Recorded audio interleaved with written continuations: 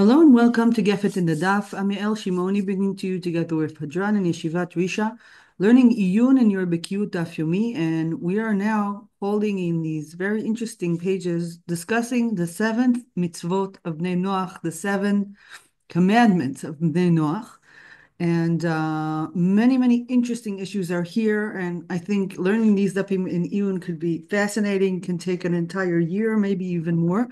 We're just going to have a taste of a bit, maybe just to open your appetite for things that can be found in these pages. And I decided to talk about the question, what is the isur, or what is the place of Gentiles, of Goim, learning the Torah? What happens when Gentiles want to learn Torah? What's the connection? Is it good? Is it bad? How much? And what we're going to touch upon is really two different points. Of course, the big question here, you can have a shiur in halacha, you can have a shiur in iyun. We won't do it so at length. I'm just going to show you the shita of the Meiri. The Meiri is very interesting always to read when we are learning sugyot that discuss the connection between Israel and the world, Gentiles. And he has his own special way of reading sugyot. And here he has a special shita, and he reads the sugya in his eyes, and we will read him, Bezrat Hashem, at the end of the shir. And I think it's worth waiting for. And we will start in the beginning with a machloket between Rashi and Tosafot that I also think is fascinating, a little bit more complicated, and really the usual thing that we do, Rashi Tosafot. Bezrat Hashem, I hope these two bits, these two ideas in the sugya will help you enjoy it more and maybe open your appetite to learn even more. And those of you who want, I can also try to send you the pim to learn if you find this interesting. So let's begin. We're in Daf Nun Tet Amud Aleph, and here the Gemara, last page finished by Reish Lakish, saying Goy sheshavat chayav mita, a goy who keeps Shabbos it's asur, it's forbidden. And the Gemara discusses his shita. We're not going to go into this. We're moving to what Rabbi Yochanan said. There's a lot to say about that, but we're doing the next Meimra, the Meimra of Rabbi Yochanan. Amar Rabbi Yochanan, נוכרי שעוסק בתורה חייב מיתה, שנאמר, תורה ציווה לנו משה מורשה. לנו מורשה ולא להם. So Rabbi Yochanan says, if you're a Gentile and you're learning Torah, you're chayav mita. It's asur. Why? There's a pasuk, Torah tzivah lanu Moshe, morasha ki'ilat Yaakov. Morasha means it's our Yerusha. And it is not yours, it's ours. So the Gemara asks, why don't we count this in the seventh mitzvot of Gentiles, of Bnei Noach? If this is chiyuv mita, it should be part of them. And the Gemara answers, it's actually included. How is it included? בלכשב אגבי שבע מצוות, מאן דאמר מורשה, מגזל גרגזילה. מאן דאמר מורסה, דינו כנערה מורסה דבסקילה. So the Gemara says something interesting here, that you can read the pasuk in two different ways, and each way will say that this halacha is connected to a different mitzvah of the seventh mitzvot of Bnei Noach. If you say that morasha means the way it's written in Hebrew, morasha is ours, it is our, it belongs to us. So if somebody else uses it, it's as if he is stealing from us. It's gazlan. And we know that one of the isurim of Bnei Noach is isur gezel that we learned about. A different way of reading the pasuk is me'orasa. Me'orasa means that it is connected to arayot. The Torah is engaged to us, and anybody else who learns the Torah is breaking the engagement. It's as if he is Ba'al Na'ara Morasa, which is Chiyuv Arayot. Of course, this is a midrash, and what they're saying here is not 100% exact. It's not halacha. It's somewhere in between. But anyway, after stating the Meimar of Rabbi Yochanan and explaining how it is actually included in the seven mitzvot of Bnei Noach, continues the Gemara and asks, Meitivei, a kushia on Rabbi Yochanan from the Tanaim. Haya Rabbi Meir Omer. Rabbi Meir is a Tana, and therefore Rabbi Yochanan has to say his statement only regarding to him. מנין שאפילו נוכרי ועוסק בתורה שהוא ככהן גדול, שנאמר אשר יעשה אותם האדם וחי בהם. כהנים לוויים בישראל לא נאמר, אלא האדם. ולמדת שאפילו נוכרי ועוסק בתורה, הרי הוא ככהן גדול. Rabbi Meir says that if a Gentile learns Torah, he is like a Kohen Gadol. That's the toppest honor, the toppest kedusha of a Yisrael. If a Gentile learns Torah, he reaches that. How do we learn this? From a pasuk in the Torah. It's written in the Torah in Vayikra, פרק י"ח, פסוק ה', ושמרתם את חוקותיי ואת משפטיי אשר יעשה אותם האדם וחי בהם, אני אדוני. So, according to Rabbi Meir, learning Torah is not only that it's not asur, it's the highest honor of a Gentile to do, to learn Torah. It's a great kushi on Rabbi Yochanan. How can he say it's asur and chiyuv mitah if Rabbi Meir says it's the highest thing that any person, man or woman, from the Gentiles can do? So the Gemara gives an answer. Hatam b'sheva mitzvot didhum. The Gemara says both of them are right. Rabbi Yochanan and Rabbi Meir are both right. Rabbi Meir is talking about a Gentile who is learning the mitzvot that belong to him. The dapim that you're learning, the 7th mitzvot of Bnei Noach.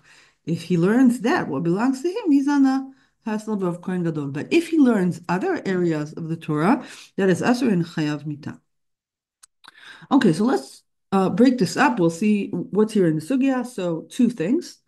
First, it is permitted for a Gentile to study only the 7th mitzvot of Bnei Noach, only the 7 Noahide laws. And according to Rabbi Meir, he learned this from a pasuk in Vayikra. ושמרתם את חוקותיי ואת משפטיי אשר יעשה אותם האדם וחי בהם. This is a very famous pasuk. We learned from it, Pikuach Nefesh. We'll get to that later in Sanhedrin. But at any rate, Rabbi Meir sees that as the source for the fact that Gentiles do indeed learn Torah, and it is a good thing for them to do, only it has to be Sheva Mitzvot Enoch. That's what we see in the sugya.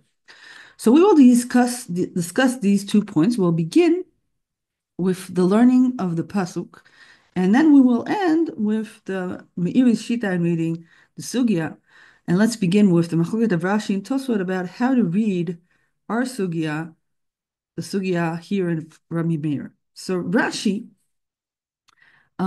begins by saying, and I'm reading Dibur Matchil Ha'adam, which is the pasuk that Rabbi Meir learned that Nochri, a Gentile who learned Torah, is like a Kohen Gadol. Says Rashi, Rabbi Meir deleit lei atem kruim Adam velo Nochrim kruim Adam.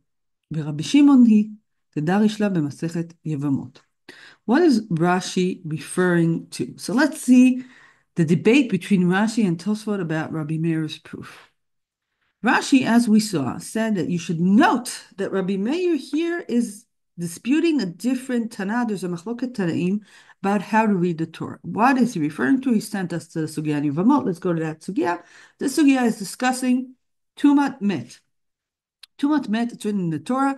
There's a Tumah of a Met has a special rule. Usually Tumot, you only become Tama if you touch the Tumah. But there's a big exception in death. If somebody dies, even if you don't touch him, but you put him inside a house and something is covering above him, anything that's inside the cover, anything that is in the ohel, becomes tameh. Adam ki yamut be'ohel, kol asher yavo el ohel, v'kol asher be'ohel yitma shiv'at yamim. So here in Yevamot, Rabbi Shimon Bar Yochai has a very interesting shita, and he says, when you read this pasuk again, I'm reading it again slowly. So the Torah Adam ki yamut be'ohel. The pasuk is talking about Adam, and it sounds as if it's talking about Gentiles and Jews. Adam, humanity. But Rabbi Shimon Bar Yochai learns this pasuk in a different way, and he says, Kivrei ovdei kochavim enam metamim be'ohel. A Gentile who dies does not create tumat oil. How do we know that? שנאמר, ואתם צוני צאן מרעידי, אתם. אתם קרויים אדם באין עובדי הכוכבים קרויים אדם. So according to Rabbi Shimon Bar Yochai, the word in the Torah, Adam, doesn't mean humanity. It means Israel. And how does he prove it? He proves that from a pasuk in Yechezkel. So let's see a bit of Yechezkel. We're in a nevuah Nevuat Puranut. Yechezkel speaks to the leaders of Am Yisrael and says that the leaders have been leading them wrongly. The leaders here are called the shepherds, and Am Yisrael is the animals, Hatzon. And this whole parak talks about the tzon, the sheep. Israel as sheep and their leaders as their shepherds, and the shepherds have done a bad job, and therefore God says that they will not continue to shepherd his flock. And the last pasuk here in the parak says that God will shepherd us. No longer will these shepherds shepherd us. Ve'atem tzoni, you are my flock. Tzon mariti, adam atem. My flock is human, says the Navi. So here, Rabbi Shimon reads the pasuk and says, Aten tzon mariti, Adam atem. You, Israel, are Adam, not humanity. So according to Rashi, it is clear that Rabbi Meir is cholek on Rabbi Shimon Bar Yochai, right? Because in our sugya, Rabbi Meir read a pasuk that said Adam, and he read the word Adam as humanity.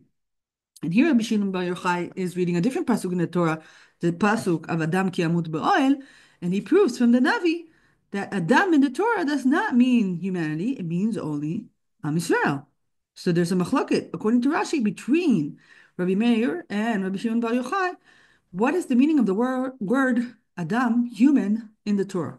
According to Rabbi Shimon Bar Yochai, human means only Jews. And according to Rabbi Meir, human means humanity, the entirety of the world, of course, including Gentiles. That's how Rashi read the sugya. That's what he states about Rabbi Meir. Now, the Tosafot had a question regarding Rashi, and he says, "Bekashe, it's hard for me what Rashi said. Why? Because if you go to Kritut, Daf Vav Amud Bet, you will see there that it sounds as if Rabbi Meir agrees with the same learning of Rabbi Shimon Bar Yochai that we saw in Masechet Yevamot. Let's look briefly at Kritut. Kritut is a harder Masechta to learn. When you get there, you'll see it's more condensed, seems to be maybe even an earlier writing of the Masechta. At any rate, this is a little hard, but we'll sum it up briefly just in order to understand the Tosafot. So here in the sugya, they're talking about Sheven HaMishcha, the oil that you put on in the Mishkan, Kohanim Gedolim, and it says in the Torah that you are not allowed to use this oil to put on a human body. It is said in the Torah, Al basar adam lo yisach. So therefore, you can only use this for the utensils in the temple, and you cannot put it on human flesh. It cannot be used as human ointment. And the Tanaim here say that even though it is asur to put this on human body, because it says al basar adam lo yisach, there are things that if you put the oil on them, you're not chayav, even though they're not part of the temple. So let's see the Braita. תנו רבנן, אסך בשמן המשחה, לבהמה ולכלים פטור, לעובדי כוכבים ולמתים פטור.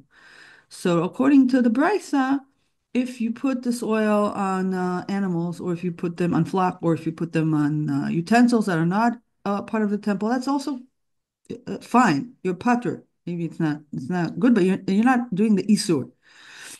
And also, if you put it on Gentiles or on dead, you're also patur. So the Gemara asks, I understand why to put it on flock and animals is patur, because it says, al basar adam lo yisach. You can't put it on human flesh. And of course, animals and utensils are not flesh.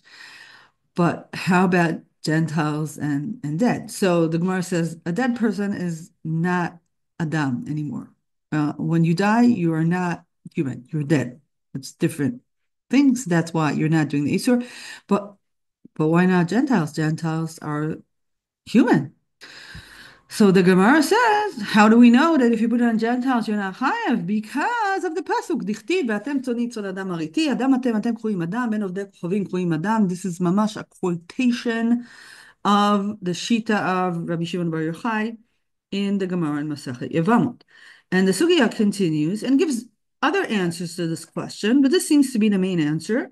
And the sugya continues and brings another brayta that Rabbi Meiri speaks in that brayta. Tanya ida chasach b'ser ben hamishcha lebema beleklim lovdei kochavim umetim patur lemelachim vekohanim Rabbi Meiri mechayev v'Rabbi Yehuda poter.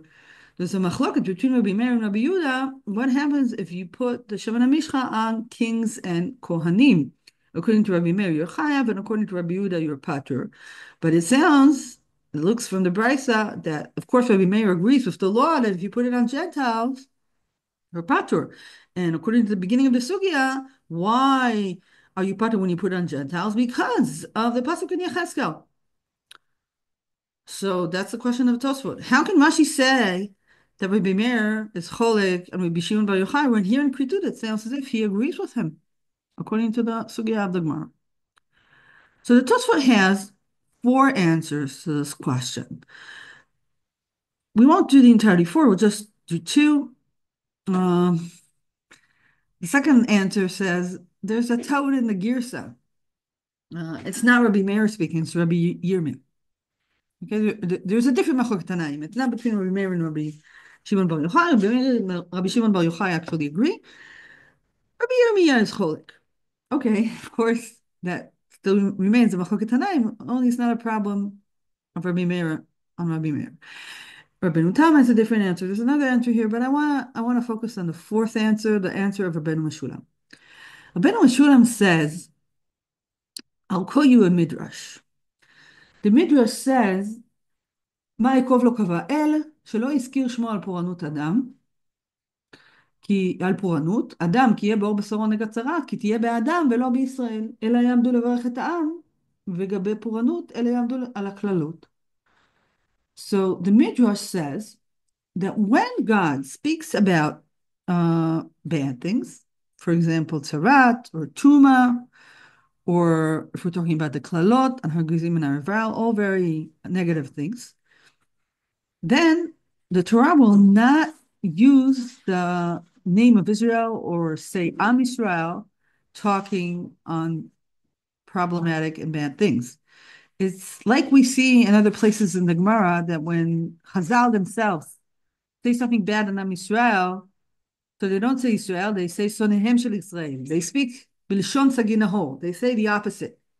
In order not to say the name of Israel in a curse or in a bad way. So according to the Midrash, the Torah itself is written that way. And God, and the example of Har Guzim and Har Eval is very nice because when the Torah is describing people who are standing on the Mount of Gerizim to say the brachot, they say, Ele yamdu levarech et ha'am. They're saying to the bracha to the people. But when the Torah describes the people who are saying the curses, they just say, Ele yamdu ala klala. And they're not mentioning that they're saying the curses to the people, just saying curses out in the air. Even though it's obvious they're talking to the people, but you don't write it. It's pasnisht. Also, says the Midrash, when God speaks about tzarat, so leprosy is only for Am Yisrael, only they get tzarat. Gentiles, even if they do have different afflictions, it's not considered tzarat, doesn't create tuma. And there the Torah speaks about Adam. Adam ki yeh b'or b'saro nega tzarat, but everybody knows it's only Israel. Why say Adam? Why say human, not say Israel? Because you don't want to say the name of Israel. Regarding Tuma, even though we all know that it's talking dafka about Israel, we use a different name.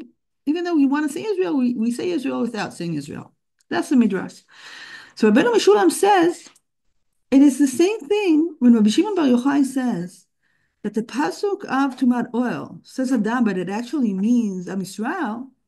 It is in proving that from the nevuah of Yecheskel. You should note that the nevuah of Yecheskel is a nevuah of puanut. It's a nevuah of a churban. It's bad.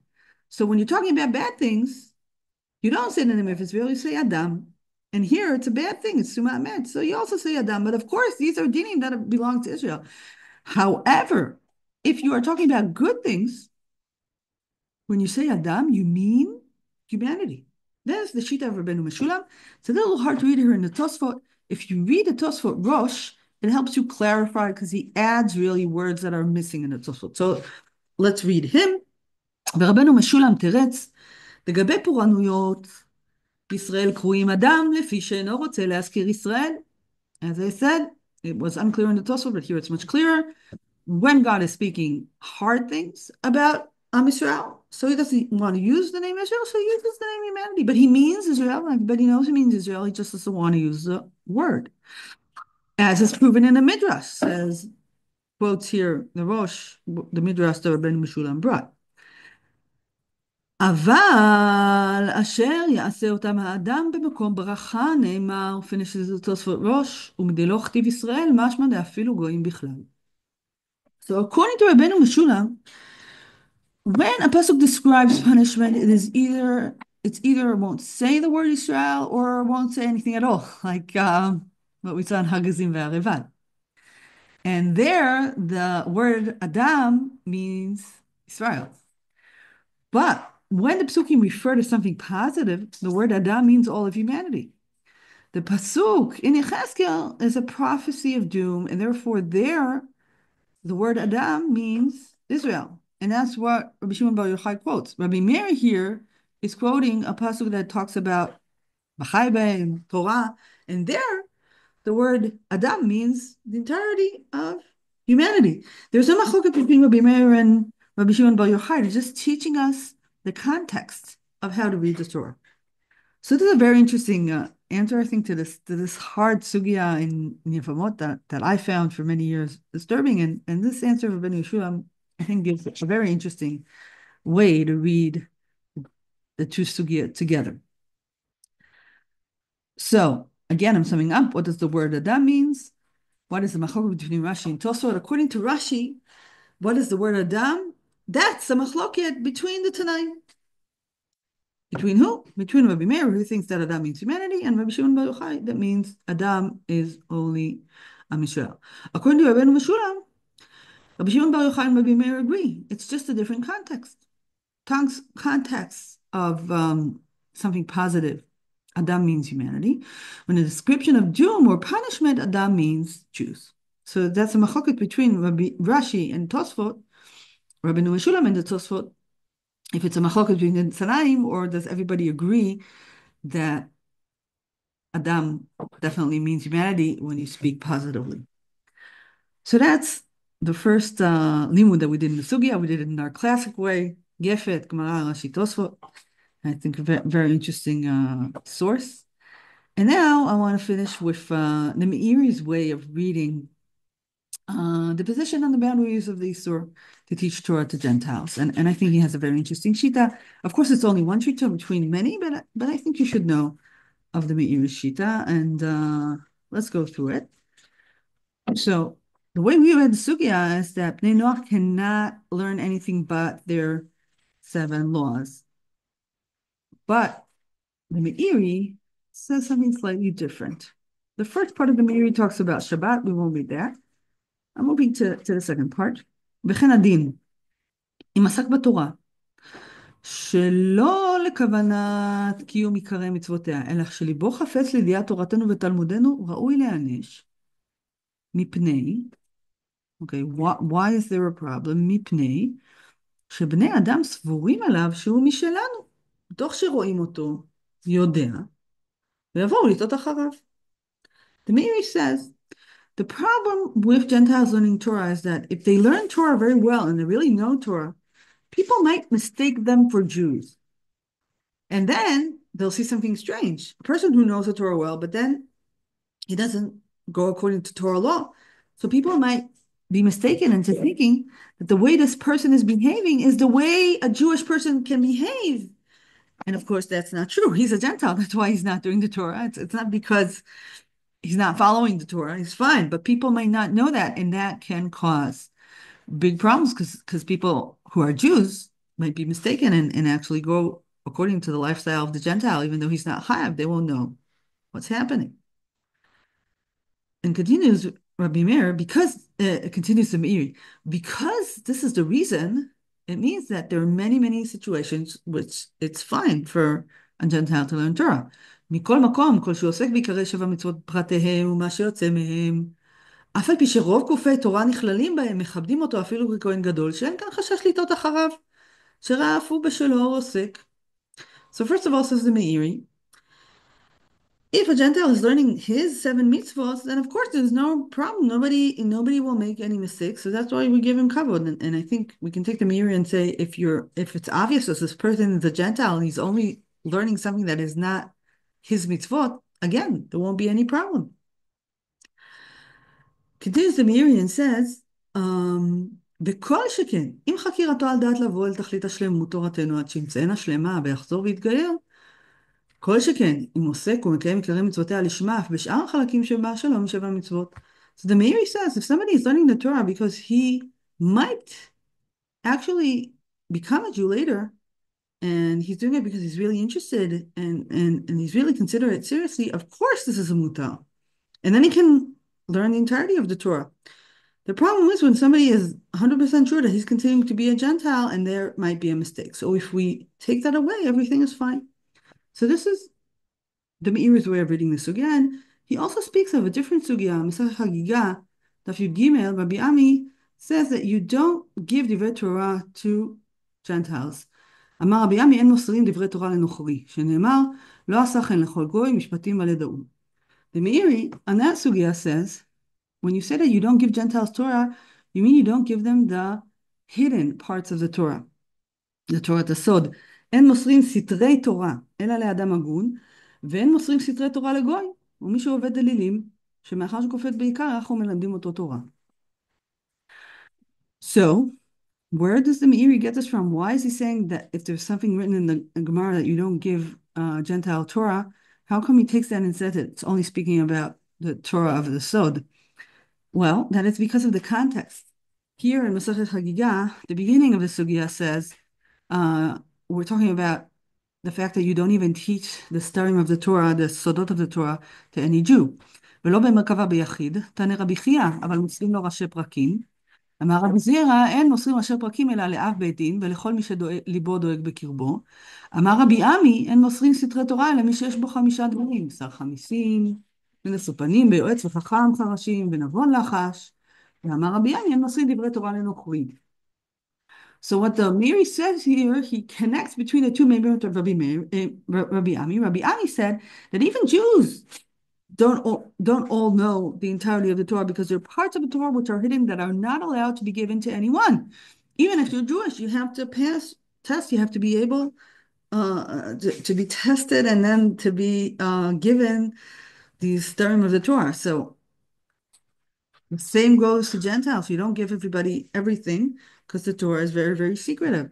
So this is the Shita of the Meiri actually saying that our entire sugya is not talking about telling Gentiles you can't learn Torah. There are many ways for Gentiles to learn Torah. If it's very clear that they're Gentiles and nobody will mix them up with us, it's fine. And also if they're really interested in Torah and they might actually consider converting, that's also fine. And actually what's really not allowed to give them is the starim of the Torah. You have to go through a very long way until they be able to get there like Jews. So we went through 2 points in the sugya. One, what does it mean? Adam is human in the Torah meaning only Jews, or does it mean also Gentiles? And we saw a very interesting machloket between Rashi and Tosafot, and an interesting answer of Rabbeinu Meshulam in the Tosafot. And I also wanted to share with you the way of the Meiri reading the sugya in entirety. As I said before, different people have read, different Gdolim and Poskim have read the sugya in different ways. We did not know a Iyun or shiur halacha. I just wanted you to give you a taste of the Meiri shita in reading the sugya. Again, as I said, the Meiri always have interesting things to say about the connection between Jews and Gentiles, and he has a way of seeing this connection and reading the sugya in light of this view of his worldview. So I hope you've enjoyed the Gefet today. I think our sugyot are super interesting, and I hope you continue enjoying your learning of Masechet Sanhedrin, and we'll meet again soon. Take care.